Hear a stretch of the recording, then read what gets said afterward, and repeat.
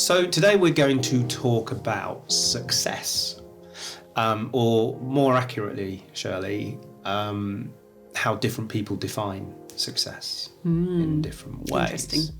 Yeah, and it's a really, really it's a really important topic that's very close to my heart and my values, I suppose. And it's come up in a couple of different ways recently. And one that stands out was we've just started working with a new client. And it's come about because the conversation we had ended up with us agreeing that I would help him shrink his business. Okay. Yeah, I know. I bet most people listening to that are going, what? What? So here's the thing. He runs a successful business. It works. It's profitable. He has a lovely niche product. He genuinely enjoys doing what he does. He has a fantastic customer base that he enjoys working with. He's well valued. They get good feedback. I think I've already said it. It's profitable. Mm-hmm. It pays him, I don't know what it pays him, but it does deliver him a lifestyle that he's incredibly happy with. And so most people at this point would be biting your arm off for a business like that. Yeah, I think you could. Yeah, it would be true to say that. You could argue, and it's not perfect. He has challenges with suppliers. He has, he's got challenges with staff at the moment because of current political situations. He's got some guys that work for him that are Ukrainian, and that there's some challenges there. He has had cash flow challenges in the past. He's about to lose his warehouse because the landlord has decided to sell and invoke a 2-month release clause, and he's got machinery and offices and got to find somewhere else. But he kind of just looks at all of that and goes, well, it's just part of the journey. You know, there'll be a solution out there. My job is to find it. He's quite practical like that. There's no screaming and shouting and crying and throwing toys out the pram and woe is me. It's another problem to solve. Yeah. And I quite like that pragmatism. I think it's really healthy. But we did an exercise where we looked at his numbers and did a very simple kind of cost benefit. And he's got, I'm trying to do this without sort of sharing the exact numbers, but approximately 18%, I think, of his revenue comes from one product line, but it takes up 50% of his overheads. Okay. So we had the conversation, dug a little deeper, checked the numbers, and realised that if he just stopped delivering that product, he would save pretty much, it was about 42% on overheads, and he'd be more profitable, even though his overall revenue would drop by that 18%. Wow.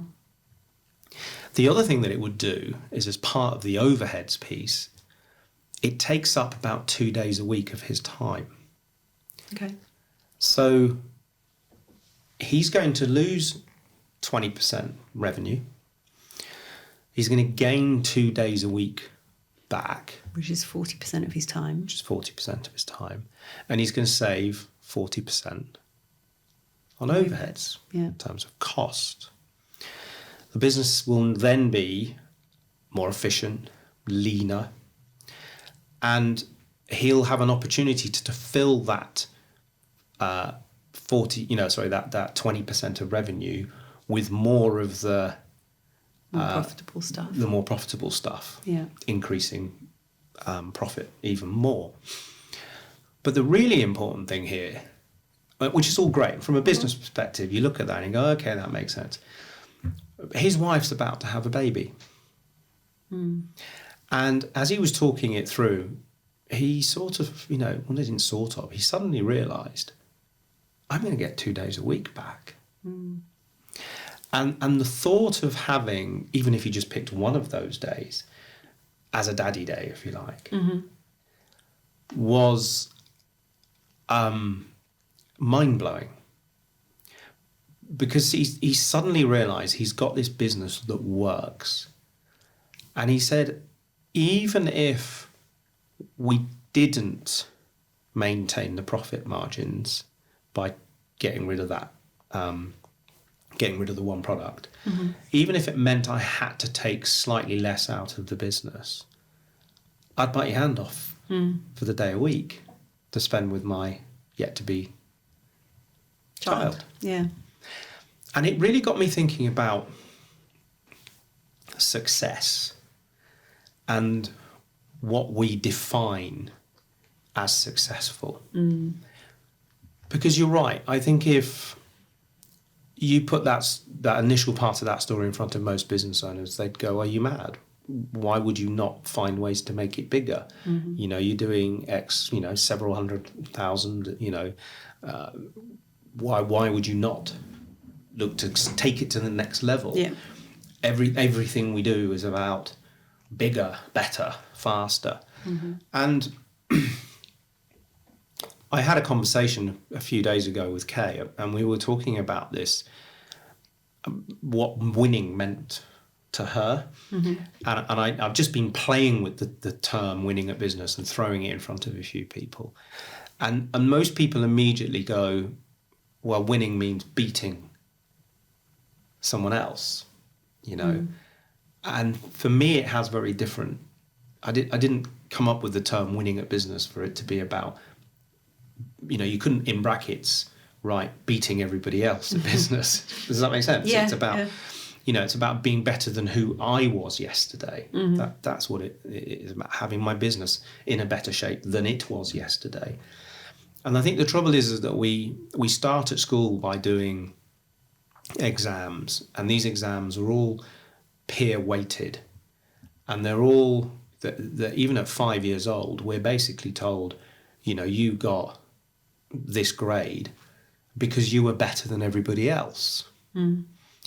And that continues all the way through. You go for job interviews and you get them because you are better than other people, not because you're necessarily the right person, but because the message is that you are better than everybody else that applied. Yeah. You get the promotion because you're better than everybody else. And I think the trouble with that is yes, we're intrinsically very competitive, but I think the trouble with it is it creates this culture, if you like, where we're always looking to beat other people around us to be able to label ourselves as successful. Success is coming at the expense of other people's failures. Yeah, and I think it also makes people compare themselves to other people, but they're not you and you're not them. Constantly. All the time. And it's and I came on this week and I didn't really know where this was going to go, but I thought that having a conversation around what success means to you or to one might help people listening articulate for themselves what they mean when they think about success, when they use the word success, when they think about winning at business, winning at life, whatever you want to call it. What does that actually mean? My business is ticking along very nicely, thank you. We really enjoy it. I don't want too much more work. I want to work with more clients. I want, not need, want to work with more clients. But I don't want it to impact my ability to play golf. I don't want it to suddenly mean I've got to start waking up at 6 rather than 7. I don't want it to mean that I've then got to start working weekends again. Yeah. I don't want it to mean that I can't go on holiday and not be stressed about that because I'm going to come back to 150 emails. So I work really hard at keeping my definition of success front of mind as I build the business all the time, rather than looking at what society or the wider world tells me successful is, or being influenced by influencers who have hired a Lamborghini by the hour to stand in front of it and go, "Hey, look at me!" Does it, you know what I mean, kind of thing. So, and I know you and I have had conversations about this before, but it might be helpful. For instance, what does success mean to you? It's quite hard, actually, and I think on the surface of it, you think that's quite an easy question, and I reckon a lot of people here will go, "Oh, well, I know what that is. It's more money. It's more this. It's more that." But actually, when you actually start to sit and really dig deep in yourself and think, well, what does success really mean to me, or what does it not mean? Because that's also the other half of the question, isn't it? And Yes. You said that very eloquently of you don't want your business to impact on your ability to play golf or go on holiday, whatever. And this is quite similar to me, for me, as setting goals, because we talked quite a few weeks ago now, but we talked about working out what your priorities were and what was important to you. And for me, that's kind of the same as what does success look like? Yeah, because success is built from what's important to you. I'm not money driven. I only care that I have enough money to pay my bills. That's it. Anything else is a bonus. Success to me, I think, means being healthy, which fits into my prime goal. It also means being able to take time to go on holiday, spend time with friends, that kind of stuff, which is partly social and partly, does happen at the weekends. But I choose not to work 40 hours a week because I want time to do other things, partly health stuff, partly social stuff. So I think for me, those are probably my two priorities: health and holiday/friend time. And it kind of shapes most other things that I do. So even my working pattern, because I want to go on holiday and I go to the States a lot, I choose to push most of my work into afternoons and evenings, because then if I do happen to go to the States, it's not impacting on my working time. So things like that. It's not working. It's tweaking what's right for you. I also accept that some of the work that I do on a project management level is quite boom and bust. And so I accept that there are going to be weeks, like I've just had 3 solid weeks where it's been crazy busy, and I do work, probably more than 40 hours a week. But then I also know that there are some bust weeks. It's probably the wrong term, but weeks where there's not very much at all to do, and I'm just coming into a couple of weeks like that. And I don't feel guilty that I'm having a couple of lighter weeks, because I know that I've just worked my socks off for the last 3. And I accept that some projects for me go all or nothing, all or nothing, all or nothing. And that's just how it is. I've got others that just tick along in the background, and that's okay too. I like flexibility. So success for me is in part having flexibility to shape my work around my life, and my life, and I include in that health, social, holidays, etc., is my priority, and work fits in around that. And I'm very fortunate to be able to work in a way that fits that. There are some cons to that as well. Being self-employed means that you are responsible for your own income. You can't just rely on a wage being there at the end of the month, and sometimes you do have to accept work is crazy busy or not there at all, and that's the downsides of it. But for me, the pro of having that flexibility to shape when I work and how I work far outweighs the cons of the responsibility of bringing that work in. So that's kind of where our success for me is. It's interesting that. So I guess the other question I might ask you then, by that definition, are you successful now?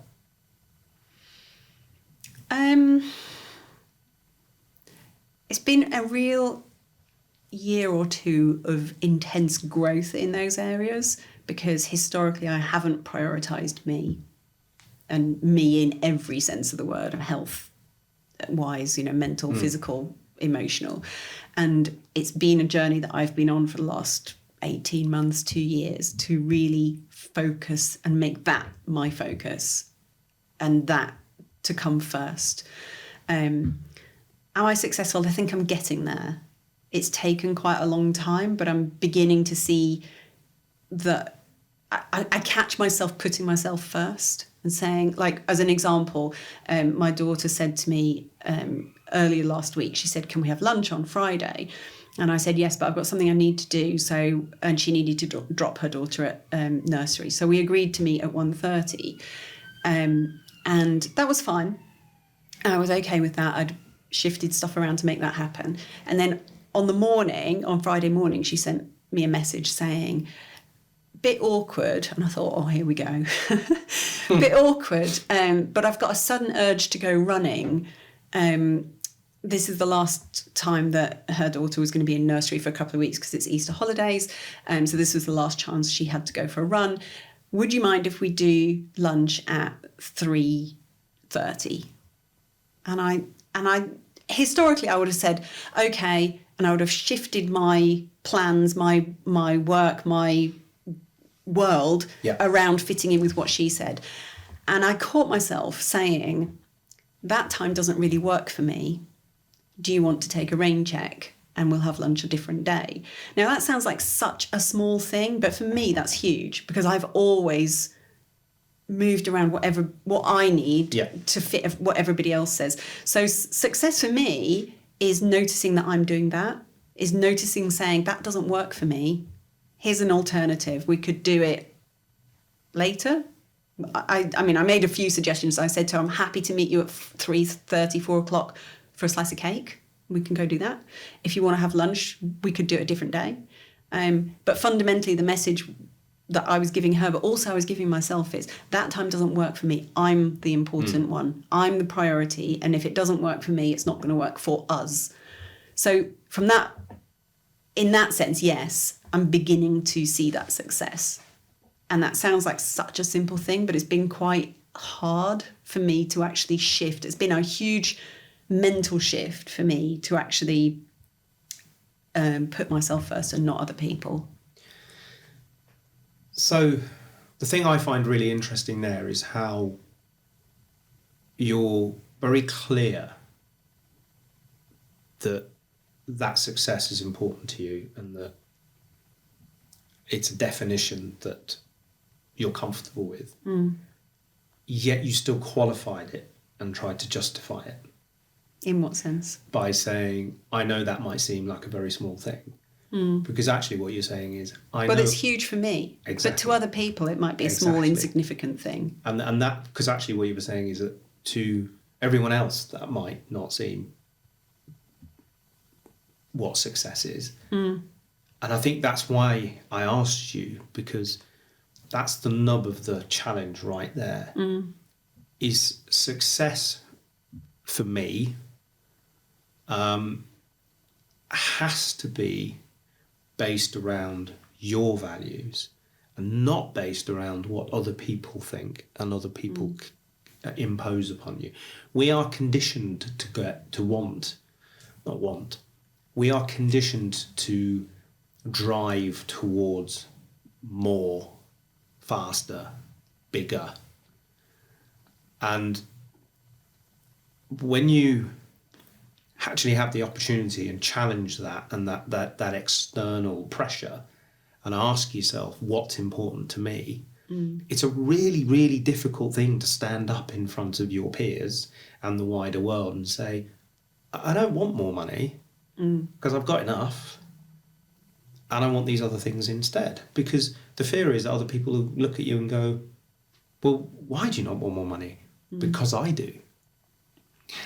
And I think that's what I think is really important about this discussion, is that when you're defining success, we all hear of people talking about other people who are successful. And actually what people are saying is, that person is better than me or that person is where I want to be, and they put them on a pedestal. And there is a danger that we create heroes out of the wrong people, because who we're aspiring to is just not possible for us. So we're on a permanent slide of failure, because when you're comparing yourself to billionaires, and I'm not for a moment saying that anyone listening to this can't be a billionaire. You need a little bit of fortune and the opportunity in the right place in the right time, and you've got to do the graft. It's always possible. It's always possible. What I'm saying is that by any measure, when you look at all the data and all the stats, there is a level of income beyond which people are no more happier. And it's, if anybody knows anything about, Maslow's hierarchy of needs and the pyramid, once you have a stable roof over your head, constant food, friends, family, socialization, more money, and you have the money because that's the currency we use to provide those things in a stable way. More money than that doesn't give you more happiness or contentment. In many cases, it makes you unhappier. So more money, fame, power, whatever it is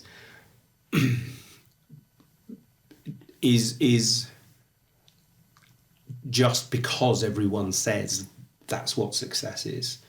My question to people is the joy about being human, not the secondary joy, but the side joy of running your own business and having that choice is you get to choose. Yep. So choose it for yourself, not choose it based on what you think is important to you. Does that make sense? It's a little... Yeah. So is more money actually what anybody really wants, or is what people are really saying that they want more money, more income, more success, because that drives income usually, in order to afford the things that they want to do? I don't think people think about it enough. But I think that's part of the problem. People fall into that. Yeah, we're kind of on this grind, aren't we? Yeah. Just, work harder, do whatever. I mean, even if you look at, billionaires, maybe not when they're at that stage, but to get to being a billionaire, whether you're Steve Jobs or I forgot his name, the guy who does Bill Gates, they worked bloody hard and sacrificed things to earn that money. And I wonder now whether, they look back and, there's the old phrase of nobody sits on or lays on their deathbed going, I wish I worked more. I wish I spent more time at work. They all go, I wish I spent more time with family. And I wonder how many people who have put in, a lot of hours to get the societal definition of success of, earning this much money or whatever, actually go, I wish I'd been able to have a bit less money and more time with my kids, or more time with my family, or more time with my friends. And hey, if you can do all of those things, yeah, great. But usually rare. It's a balance. Yeah, it's or you get those things and you get them at the end afterwards, and you've sacrificed a lot on the way. And I, I'm going to put a word of caution in here. I'm not dismissing anybody's desire for more. I'm challenging where that desire is coming from, and who's is it dictating. Important to you because it's important to you, or is it important to you because that's what society tells you need to have in order to be deemed successful? It's important to me because I've watched too many people burn themselves out, make themselves unhappy, become mentally ill because they're chasing other people's dreams, because they're working towards other people's definitions of success, because they're creating goals that are not of their own making, but are peer-based, or because they didn't have stuff as kids, so therefore they must have stuff as adults, etc. Yeah. Rather than being very honest with themselves and having the conversations about, well, what does success actually mean for me? Not I see success on Instagram or I read success in a book and I want that because I can't think of anything else. And when I have that, everybody will love me or I'll love myself. But to actually go, well, if I could design my own life and I had no influence over designing that life, what would it look? I saw this fantastic article a couple of months ago about this guy who he was a trader in the States, really successful, got fed up with it all, suddenly just found himself in this loop of taking drugs, working really hard, drinking too much, on his second wife, didn't speak to his kids, but was everyone around him went, hey man, you're really successful because you got a mattress that's, and a duvet that's stuffed with banknotes because you've got so much money you don't know what to do with it. You're really successful. Well done, you. You must be so happy. And he wasn't, so he just took himself off the grid. And he lives on an island by himself. He has a boat with supplies come and visit him once a fortnight. He's given away all his money, other than enough that he's worked out to pay for those supplies once a fortnight. He's built his own log cabin. He fishes for his own food. And that's it. He goes to bed when it's dark. He wakes up when it's light. And he spends his day thinking and reading, and he's got no Wi-Fi, no TV, and that's his choice. And he's like, I'm happier than I've ever been. Yeah. I'm not suggesting that we all do that. No. but the point is, he has been brave enough, and this is the point. I don't want people listening to this with that picture going, oh, why he's crazy. The point is, he's been brave enough to say to the rest of society, I don't care what you think. I'm taking your definition of success and I'm ignoring it, and I'm enabling my own. Yeah. And by the way, he hasn't bought this island. He's living on someone else's land. He's pretty much squatting, kind of thing. So he's not even used the wealth he's accrued to enable the choices that he's now making. And I just find it interesting that, and I don't even know if he's saying he's happiest he's ever been because he's actually miserable, but he can't back down now because he'll lose face, kind of thing. But I suspect he is. But I just coming back to this client, he was on a path. He's about to have his first child, or his wife is. Well, that would be a miracle. And he suddenly realised that he is successful, and he doesn't need more of this success. Yeah. Success to him now is about spending time with that child. And I'm always, minded of I think it's Stephen Covey who talks about, visiting your own funeral in your head, and one by one people coming up and saying stuff about you, and just asking yourself this question, which is, well, if your business partner, one of your children, parent, sibling, best friend, guy you went to uni with, whatever, but a dozen people, the key people in your life from the different areas of your life, doubles partner, whatever it is, and one by one they gave a talk, what would you want them to say? And I don't, for me, it certainly isn't, Ash had an amazing trainer collection, or his watches were incredible. I'd much more be interested in what they said about the impact that I had on them, not the stuff that I'd accrued. And I guess I put money in the same box as stuff, because in order to accrue stuff, you need money to do it. Yeah. I like money. I like having money to spend. I like doing nice things. And I think that's one of the things for me that success brings me. is the ability and the choice to have new experiences and visit different places and to look after people that are less able or in more challenging circumstances. And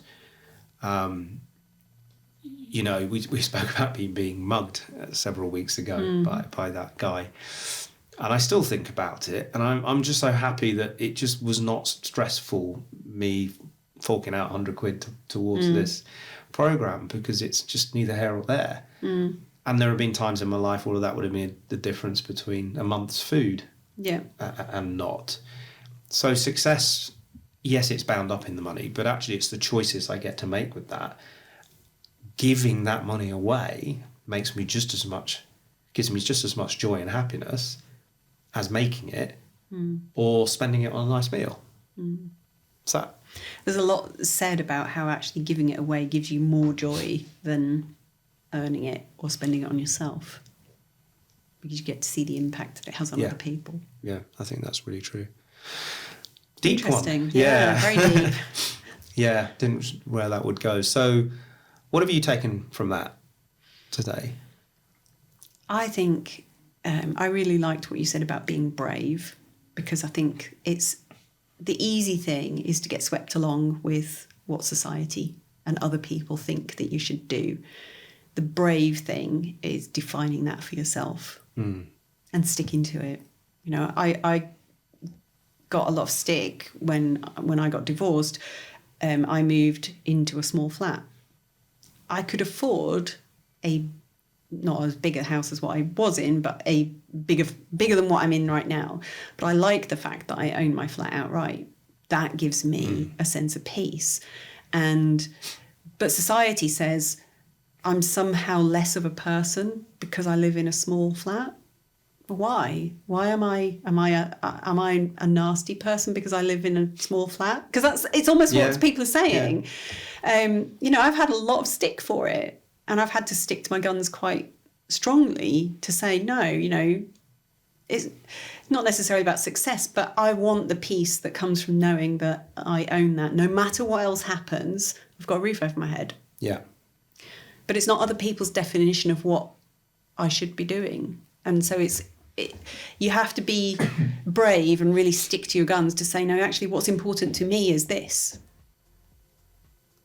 And that's hard. It is hard. It's hard.